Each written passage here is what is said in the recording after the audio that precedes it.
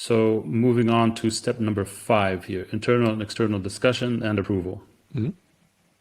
That's actually also quite an important process because there are cases where you would like to discuss the contract first internally. So what happens is usually you produce some sort of flimsy contract with some template you found somewhere on your drive. So maybe copied it from the internet, and then you're going to send it around and say, "Okay, can you give me feedback?" Or in the best cases, "Can you give me feedback?"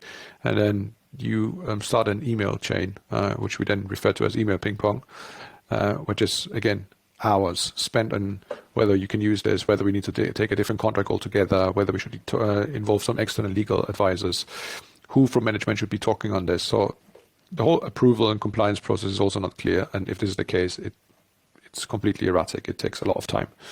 And when we do this, you can set through software. You can ideally set who is responsible to approve certain contracts. Who do we need in the internal negotiations, and internal negotiations stay internal. That's another advantage over sending us out with a normal word processor.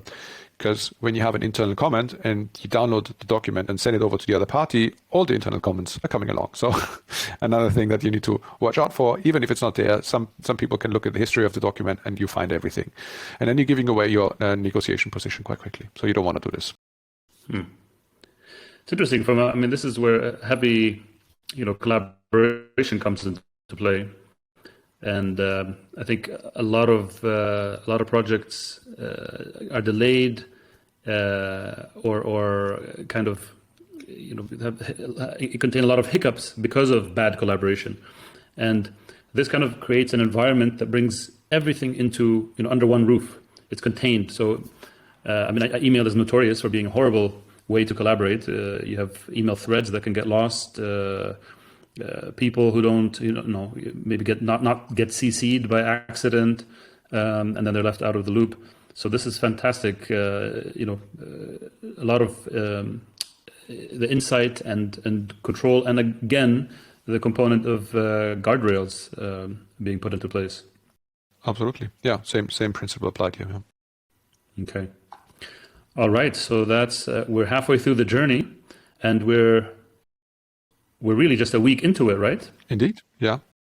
Well, the last 2 steps didn't change anything about your time budget, as it is just executing what we created earlier. It's minutes, and your entire sales team is already doing it, engaging in creating contracts, sending out documents to discuss them internally and externally. So at some point, you also want to involve the external parties, and maybe you want to give them commenting rights. Maybe you don't. And that's also an option you can set. Sometimes you only want to send out a PDF because the client is small. If the client gets larger, you want to give them commenting rights, redlining rights, so you can and take away these rights again if you don't want any more comments, and if you want to close it because deal is small, it's a medium-sized deal. Now all this negotiation time eats into your margin, and if you want to stop that process of you continuing, and this is something you can set at any moment in time. So never giving away the control over your document. It's always yours.